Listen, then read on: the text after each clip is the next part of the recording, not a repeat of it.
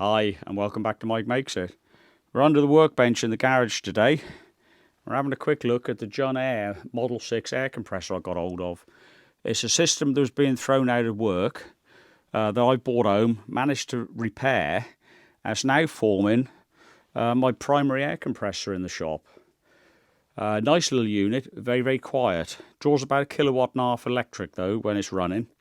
But nevertheless, what I've done is the output from here, instead of feeding this system directly, which is a water and oil recovery system, doesn't work that well, but it does fetch a bit of the oil and the water out of the air.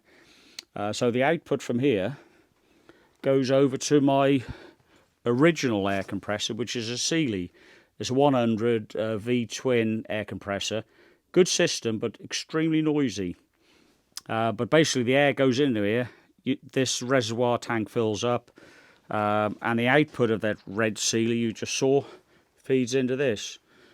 So the system basically is one main air compressor, a 50-litre tank, reservoir tank of 100 litres over there, through the water and oil recovery system, up to my retractable air line in the ceiling.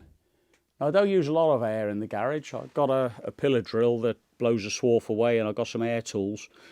So the JunAir is well capable of keeping up with the air demand.